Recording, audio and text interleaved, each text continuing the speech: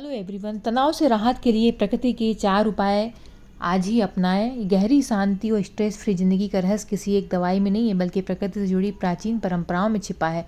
दुनिया भर में कई संस्कृतियां लंबे समय से ऐसे माइंडफुल तकनीकों को अपनाती आ रही हैं जो तनाव कम करती हैं, मन को स्पष्टता देती हैं और हमें खुद से जोड़ती हैं। एक ऐसी तकनीक है जापान की शिनरिन योकू यानी फॉरेस्ट बाथिंग।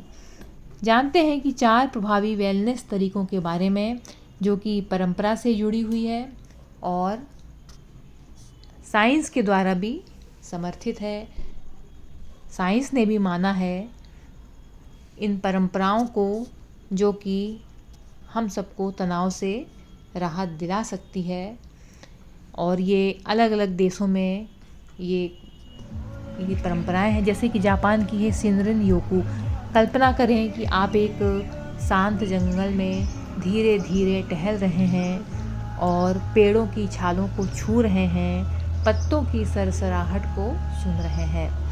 यही है शिनरिन योकू। दरअसल पेड़ प्राकृतिक तेल छोड़ता है जो कि तनाव हार्मोन, जिसको कार्टिसोल बोलते हैं, को रिलीज़ करता है। तो जापान की ये थेरेपी है शिनरिन योकू यानी फॉरेस्ट बाथिंग, जिससे हम तनाव से राहत पाते हैं। फिनलैंड की थेरेपी है नार्डिक थेरेपी। नार्डिक देशों में लोग गर्म सोना और ठंडे पानी में डुबकी लगाने की परंपरा को अपनाते हैं। गर्म और ठंडे तापमान के बीच बदलाव से रक्त संचार बढ़ता है और मांसपेशियों का तनाव कम होता है, जिससे एंडोर्फिन हार्मोन यानी खुश रहने वाले हार्मोन बढ़ते हैं। और ये है फिनलैंड की नार्डिक थेरेपी, जिसमें पहले ठंडे पानी में डुबकी लगाएंगे, फिर गर्म पानी में डुबकी लगाएंगे। इससे जो हमारे शरीर में टेम्परेचर के कारण जो बदलाव होता है, तो ब्लड सर्कुलेशन बॉडी का बढ़ता है और फिर हमारे बॉडी में एंडोर्फिन हार्मोन बढ़ता है, जिससे कि हम तनाव से मुक्ति पा सकते हैं। ये थेरेपी है फिनलैंड की थेरेपी, नार्डिक थेरेपी। आइए अब जानें